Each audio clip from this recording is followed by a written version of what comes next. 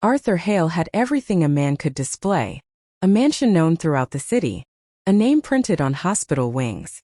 Private jets. Luxury cars.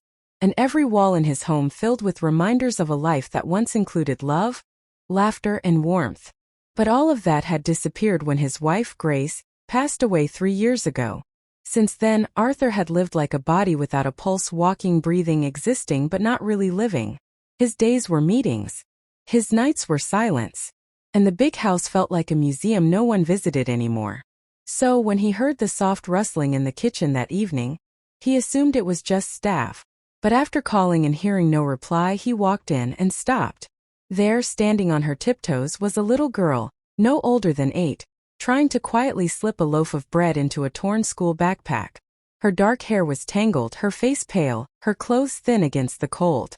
Her hand trembled when she realized he was there. I'm sorry, she whispered. Her voice was small. Too small. Arthur raised his hand slowly, like he was approaching a frightened bird. It's okay, he said softly. I'm not going to hurt you. What's your name? She swallowed. Nina. And why do you need the bread, Nina? She looked down, tears forming but refusing to fall. For my brother, she whispered. He hasn't eaten since yesterday. Arthur's chest tightened, not just in sympathy but in familiarity. Once, as a child, he too had stood in front of a stranger's door, hungry, scared, and ashamed. He remembered what it felt like to think the world didn't care. Where is your brother now? He asked gently. At home. He's sick. We didn't mean to steal. We just don't have. Her voice broke. She didn't need to finish the sentence. Arthur nodded slowly, and instead of calling for guards, he knelt beside her. Come with me, he said. His driver, confused, watched as Arthur helped Nina into the back seat. They drove through streets that got narrower, darker, and forgotten by most of the world. They stopped in front of a tiny one-room apartment, the kind that shouldn't have held warmth, yet somehow still did. Inside, lying on a thin mattress, was Nina's younger brother, Eli, only 5, burning with fever. When Arthur saw him, a memory flashed. His younger self sitting beside his own sick sister decades ago, begging the universe to help. No child should have to beg the world to survive. Arthur knelt beside the boy and checked his forehead. Burning. Too hot. We're going to the hospital, Arthur said firmly. Nina shook her head quickly. No. We can't pay. They won't treat him. They always ask for money first. Arthur looked her in the eyes. You let me worry about that. Arthur carried Eli into his own private hospital, one his company funded, where nurses quickly took over. Nina watched everything with wide, anxious eyes, unsure if she should trust any of it. For hours Arthur stayed. He didn't go home. He didn't check emails. He didn't look at his watch once. He sat with Nina in the waiting room, offering silence instead of questions. Finally, the doctor came out. He'll be okay. He was dehydrated and weak, but we got to him just in time.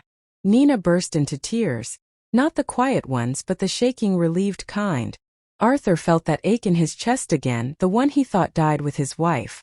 When they returned to the apartment to gather some clothes, Arthur noticed something on the table.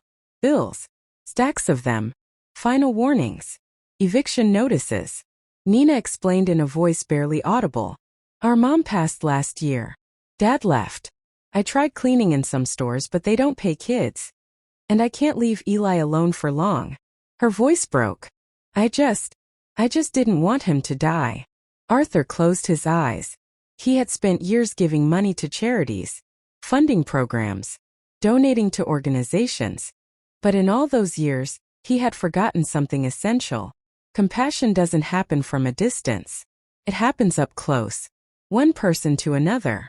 The next morning, Arthur made a decision, not out of pity but out of recognition. You and Eli will stay with me, he said simply.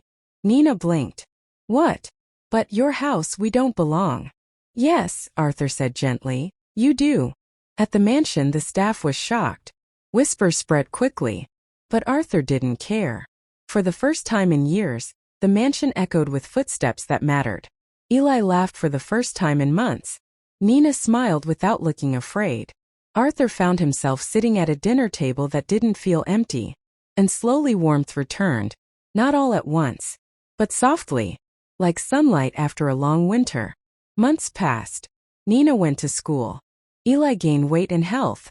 Arthur found himself telling stories again, laughing again, living again. One evening, as they sat around the dinner table, Nina looked up shyly.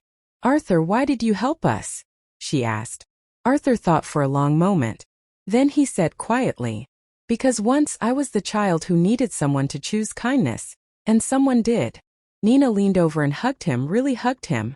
And for the first time in what felt like forever, Arthur Hale didn't feel alone anymore.